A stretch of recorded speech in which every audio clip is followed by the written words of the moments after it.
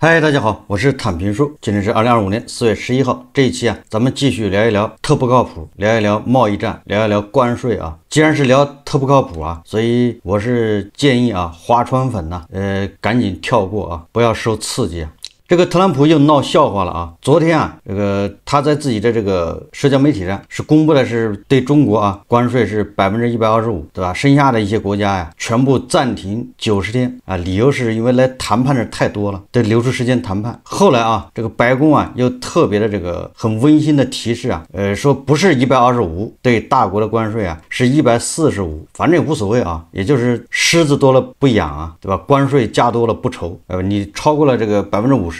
你再加也意思是差不多了，反正就是脱钩嘛。但是这个显然大国既没有给他打电话，也没有向他屈服继续反击，对吧？不仅要加关税到84%，而且还要适当的减少什么你比如说电影，对吧？好莱坞大片的引进，还有在其他方面恐怕要进行外科手术式的这种精准打击。那在这种情况下，这个大家也知道这无论是特朗普还是大国，双方这种针锋相对，某种程度上有这个情绪在里面，就是上头在里面都知道这玩意这么搞下去不是事，但是呢，谁都不愿意第一个退步。对大国来说你这个事情是你美国挑起，是你加关税，我只是反击，也不是我主动。对特朗普来说呢，他说这个对吧，是你们这几十年来都在欺负我们，在剥削我们当然不光大国在剥削美国全世界都在剥削美国这是特朗普自己说的就是我们在我们这个宣传教育这个语境之下，那美国是霸权美国是全世界老大，美国在全世界对吧有200多个那个军事基地，想干啥干啥。但是要不我们老说多极化呢，就是因为美国是单极嘛，那单极还不是想欺负谁欺负谁，然后这个美元利用美元的潮汐盘剥全世界。这个是不是我们这么多年来这个教育咱们形成的，对吧？不光是中国实际上其他国家恐怕都有这概念尤其是发展中国家。结果现在特朗普反过来他诉苦，他说这么多年都是全世界这些国家都在欺负美国，欧盟也在欺负美国，日本韩国也在欺负美国，那中国肯定跑不了了，欺负美国最狠的，从美国赚钱最多的，这个完全对咱们来说就完全是叫180度大转弯。这个美国倒变成了个小媳妇受气包，然后被这么多国家欺负占便宜，然后他越来越伟大，然后他的 GDP 成第一，这个反正现在都想不通现在那咱们也愿意这么被人欺负当然这个特朗普昨天对记者说期待与中国达成协议的愿望。你看就是现在是千方百计找台阶下了。我前几天就说了，特朗普慌了，他把大国当乌克兰，准备敲诈一把讹一把，结果确实在贸易战这一块特朗普是踢到了铁板上，也就是说他这一脚踢得太狠。你看这个周四美国总统特朗普向记者表达了期待与中国达成协议的愿望，他还称他相信中美两国能相处得好。当记者提到中方的反制措施包括限制美国电影在中国上映时，特朗普说我想我还听说过更糟糕的事，也就是说这大国恐怕后面还有更厉害的措施要反制。大家看视频Well, we'll see what happens with China. We would love to be able to work a deal, and I'm sure that we'll be able to get along very well. I have great respect for President Xi. He's been, in a true sense, he's been a friend of mine for a long period of time, and I think that we'll end up working out something that's very good for both countries. I look forward to it. Mr. President, China retaliated today by reducing the number of American films that can be shown there. What's your reaction to them now targeting cultural exports from the United States? I think I've heard of worse things than that. 然后特朗普也把对吧大国给夸奖了一番，这个是特朗普的一个风格就是特朗普他对泽连斯基是骂，对吧？各种侮辱，对那些主动向他讨好的求他的人，他说你在舔我屁股。但是对那些跟他对着干的，你看他至少表面上很尊重，这个当然了，内心里怎么想的不重要他表面上你看他对普京那是相当尊重他从来不骂普京。这你说越南的总理对吧给他打电话，韩国跑去跟他那个代总统跑去跟他谈，这都是是在舔他屁股。所以特朗普这个人人品是有问题的，你要不跟他对着干，他不尊重你。你看他那个对记者讲的，对吧？他在舔谁屁眼呢？是不是倒过来了？这特朗普这种是慕强心理，这个为什么叫划船粉也是这种特点呢？不是一家人不进一家门，爱屋及乌啊。这个不是我造谣啊，你自己去看去。然后他一直说啊，我们稍后会接到电话，一切都会准备就绪。这个特朗普显然啊估计错了，这个电话一定是特朗普先打。这特朗普你要想达成协议啊，想谈赶紧打电话，因为大国的一再表态啊，说要打贸易战奉陪，对吧？要谈判，我们的大门是敞开的，这不是外交部说的吗？对吧？就是要打还是要谈，你特朗普说了算，你来表态，因为这个事是你引起的，是你打起来的，你来决定。但是特朗普说了，对吧？我大哥要面子，能不能中国先打电话？我告诉你啊，这坚决不能打，打了他一定会认为你服软了。关于这个特朗普这个关税战啊、贸易战，这个美国斯坦福大学教授啊，这个就是福山呢，他也有看法。这个福山对记者说啊，他说这是我见过历任美国总统所做的最愚蠢的决定，这将完全适得其反，即便不会让全球经济陷入大萧条，也会使之步入真正严重的衰退。而这一切基于这样一个事实，即特朗普不懂经济是如何运作的。我真的很难理解一位美国总统怎么会做出如此荒唐和对本国社会有害的事情。这个说法正好印证了啊，就是作为一个总统啊，他的认知有局限性。最主要的啊，就本来总统他不是万能的，总统没有必要是全才啊，对吧？他应该有他的幕僚给他出各种主意，总统只是像这种裁决，对吧？在3个方案里面我选一个最靠谱的方案，我觉得这是总统的能力啊。但是特朗普一上台之后啊，围绕他身边的全是阿谀奉承的宵小之辈啊，每天都是说这个特朗普必赢，对吧？特朗普赢了，这个大家都看到，这100天特朗普身边是不是一说话一开口就要向特朗普看齐，对吧？连他们私下的聊天啊，在这建一个群啊，聊这个怎么打击胡塞武装，那里面都自动啊向特朗普看齐，这个永远健康的万斯，是不是啊？他的每个发言他都要我这跟特朗普总统的这个观点是不是一致？你说都是这种人，这个咱们都见识过。我觉得作为对吧大国的人，你对这一套应该很熟啊。我不明白划船粉为什么就好这一口，你好这一口你还往出跑干啥呢？对吧？你在国内不是能够沉浸式体验吗？所以说划船粉要说蠢啊，那就没有比划船粉更蠢的，何必舍近求远呢？你看那个万斯什么一个嘴脸，你看那个国防部长海克塞斯跑到日本去啊，也闹大笑话，明明是对吧？美国打击日本法西斯主义，变成美日联手，就是这种笑话他都能闹，对吧？搞得日本人都很尴尬呀，这不是高级黑吗？也就是说啊，特朗普这个小集团都是些什么人呢？如果他身边人是头脑正常的，他也不至于搞出这种朝令夕改啊。就一个关税啊，从他上台这100天，天天都是关税，对吧？早上要实行，晚上要暂停。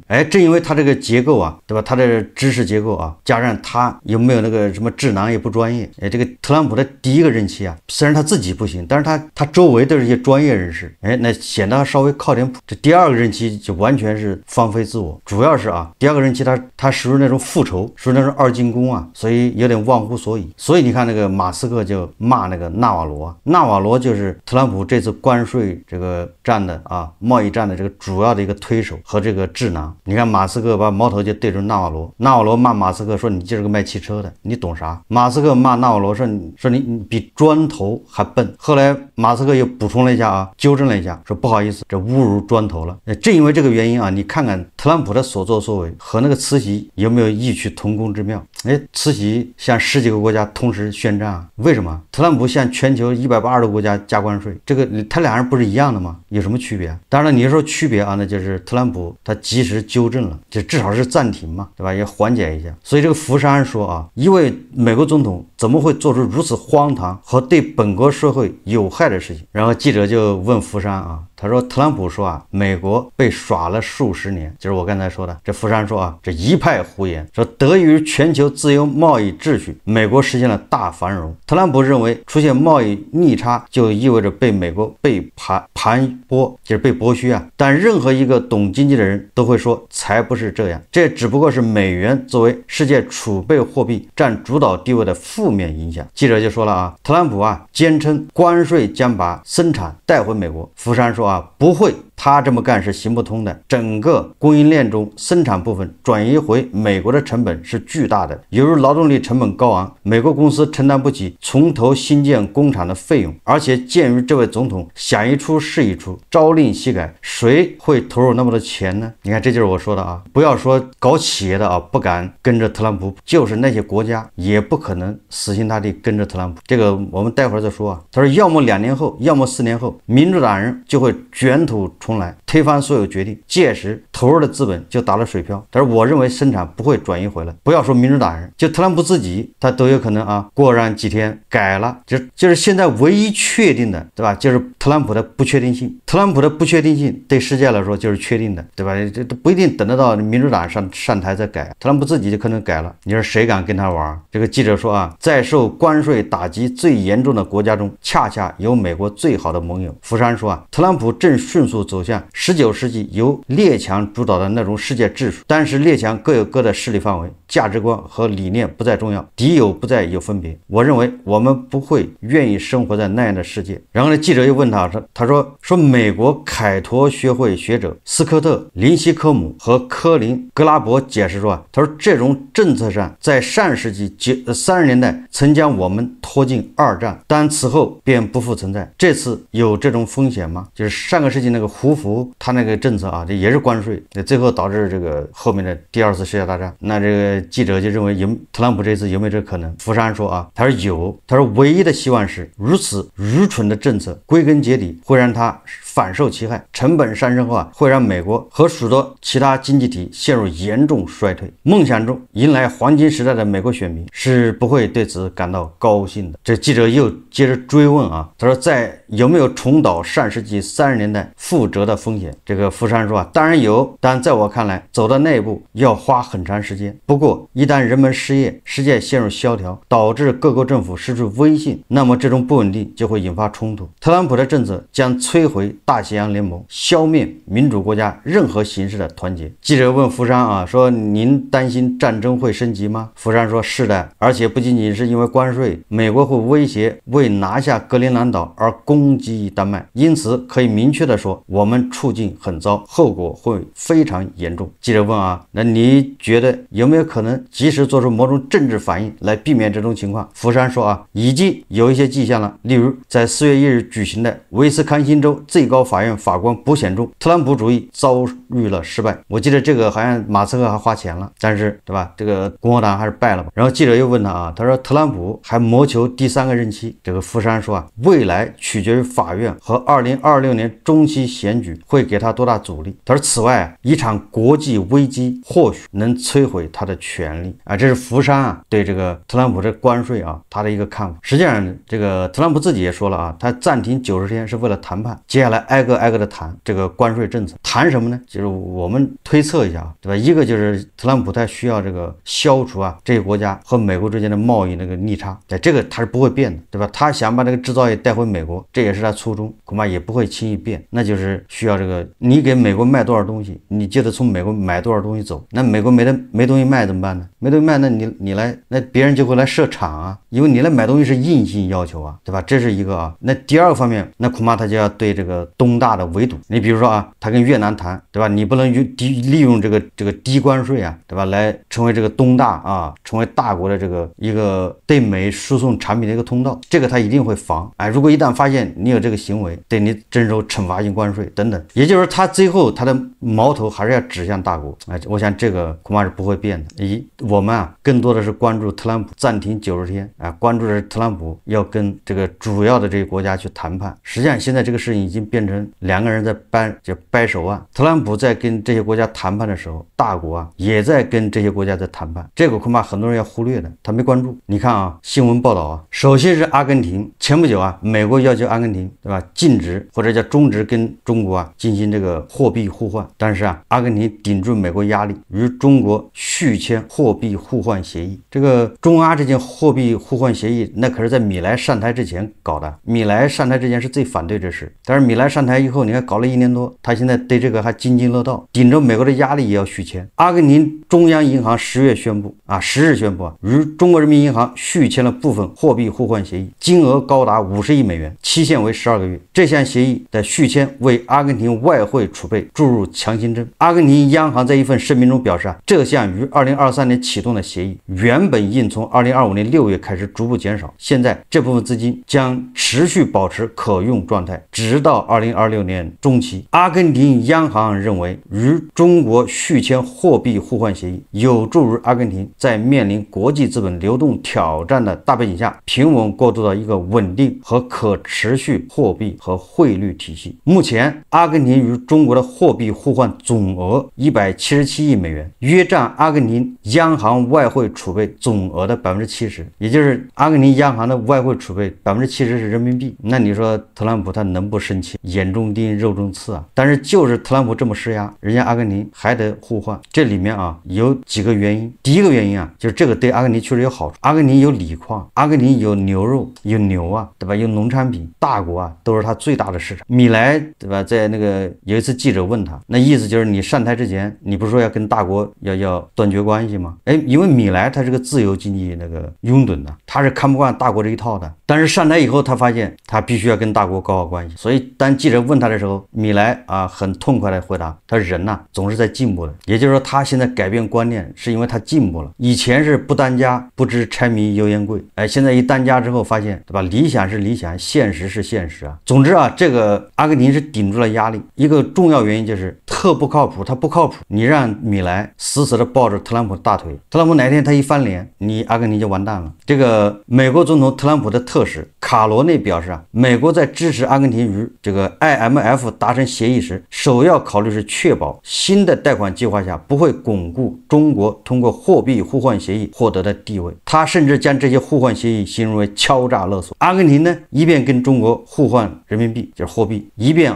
跟这个 IMF 也是紧锣密鼓的进行谈判。这就说明了米莱的态度，也就是鸡蛋不能搁在一个篮子里面。他就是你特朗普待他再好，给他压力再大，他也不可能只抱特朗普一个大腿，因为特朗普的不确定性，这个是确定的。你看阿根廷是这种态度。你再看看欧盟，这个欧盟执委会发言人表示，欧盟和中国已同意研究为中国制造的电动汽车设定最低价格，以此取代欧盟去年加征的关税。什么意思对吧？你只要给你的这个生产的汽车给个最低价，商量好了之后，欧盟就会把关税取消掉。这个说明大国和欧盟已经达成共识。欧盟这个冯德莱恩说了，他跟特朗普还要会谈，也是要取消关税，而且他威胁，如果达不到目的，欧盟还要对美国进行反制裁，也就是关税战。这边呢，欧盟已经跟大国达成一致了。你看欧盟贸易执委谢夫乔维奇与中国商务部部长进行了交谈，双方同意研究设定最低价格。中国商务部在一份声明中表示，双方将立即开展电动汽车价格承诺谈判，以及讨论中欧汽车产业投资合作问题。也就是说，大国和欧盟之间是不是现在也是打得如火如荼这一个是阿根廷，大家知道阿根廷是我们的印象中，阿根廷是跟美国走得近的，那个米莱可是特朗普的小迷弟他现在态度都发生变化。那欧盟是美国传统的盟友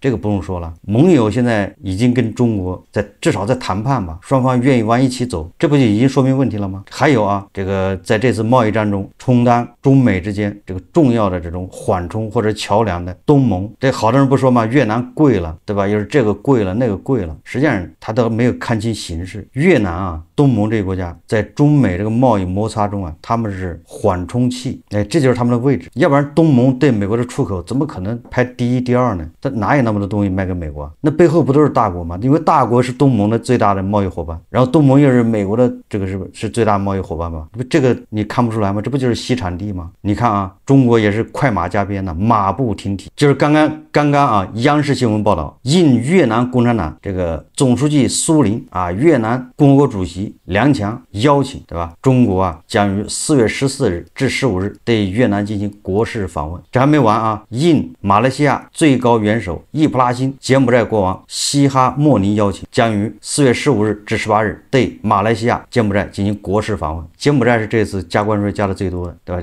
仅次于中国，给他加了个49%，马来西亚少一点20%几，越南是46%。你说说这去干啥去了？这去就是统一战线去了，对吧？稳住，不要怕。特朗普是坐在那儿等着你们来扇门，对吧？你到那个华盛顿呢，在附近酒店包房间，你代表团在那住着，跟那个美国的财政部或者是商务部进行谈判。哎，特朗普说你们来舔屁眼的，那大国是自己走出去，这叫拜访客户，一家一家拜访。搞过商务的人都懂，你说哪一种效果会更好？不管效果怎么样，你看是不是双方紧锣密鼓的都在争取这个合作伙伴？所以这90天啊，实际上就是双方在掰手腕的90天。我认为特朗普是必输，特朗普输不是说对手多强大啊，其实大家一定要理解清楚，特朗普必输。也反过来说啊，对手会赢，为什么赢呢？全靠同行衬托。特朗普会输，那纯粹是因为他自己作的，因为啊，他是朝令夕改，谁会跟这么一个人去打交道，对吧？你说话不靠谱，我如果赌你的话，对吧？哪天你把我像乌克兰一样的出卖了，那我找谁去啊？所以说你让我这个选边站队，我凭什么站你啊？对吧？至少我两边都要站，或者我站你，我也不会得罪别人。就是说，任何一个国家站美国，他也不会得罪另外一个国家。我想大家能理解啊，这个一切都是特朗普自己造成的，对吧？乌克兰就是活生生例子啊。这个看到这儿，川粉估计肚子都气破了，但是没办法，事实就是这样的。什么叫一言九鼎？美国人啊，在我们这个语境里面，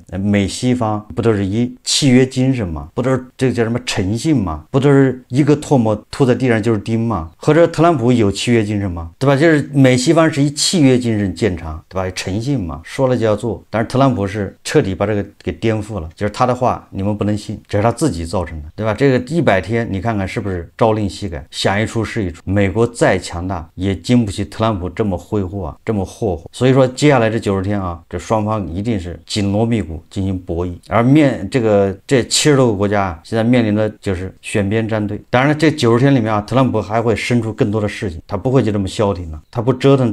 我昨天说了啊，这个大国对特朗普这个关税反击啊，客观上对吧？咱们不能说主观我也不知道他是怎么想的。客观上给世界其他国家是不是一个喘气的机会？给世界经济啊，是不是一个喘气的机会？你也可以说是客观上拯救了世界经济，至少要3个月。接下来啊，这些其他的经济体和其他国家，人家至少有选择，也就是他们现在变成选民，这2个国家去拉拢，那人家不就变成香饽饽了吗？对吧？人家至少会看条件，对吧？你大国给我什么条件，美国给我什么条件，我这权衡一下，然后我再选一个折中方案。也就是这些小国这些经济体，它突然有了选择的余地，对吧？就像外卖一样的，这个商家突然有了选择，以前没得选择啊，你就是美团这个平台，要么就是饿了么这个平台，现在是美团、饿了么还京东，它都可以选，那商家的话语权是不是就大多了，对吧？但你没有选择余地的时候，你没有话语权。特朗普让你干啥你就干啥，特朗普是给你加多少就是多少，这回好歹他有的选了，那你说对这些国家难道不是好事吗？这个客观上啊，大国的关税这个反击啊，给了这些国家一个希望，对吧？特朗普暂停90天，实际上跟大国反击有关系。当然也有人说啊，就是我看那个美国的媒体说啊，是因为日本抛美债导致那个美债出现债务危机，把特朗普吓着了。然后美国的财务部长啊，这个财政部长这个贝森特建议特朗普紧急啊停止这个贸易战。当然这也是一种说法啊，因为你说要抛美债就能让特朗普投降的话，那大国手上美债也不少啊，比日本还多吧，对吧？那特朗普是够害怕的，因为日本抛完了之后，这个美债承接力就到了极限了，就没人去接美债。这时候大国再抛的话，那你说打击多大？这就是压垮骆驼的最后一根稻草。当然这个只是一种说法，我觉得这个最主要的就是大国站出来反击，让特朗普啊没想到，然后这个客观上给这个其他国家一个喘息的机会，一个选择的机会，对吧？一个跟特朗普讨价还价的机会，否则啊这些国家只能被特朗普拿捏，下场跟乌克兰一样，对吧？我们继续啊看特朗普闹笑话。好，这期节目我们就聊到这里，感谢大家收看。如果喜欢我的节目，会订阅转发，也可以在下方留言评论，谢谢大家。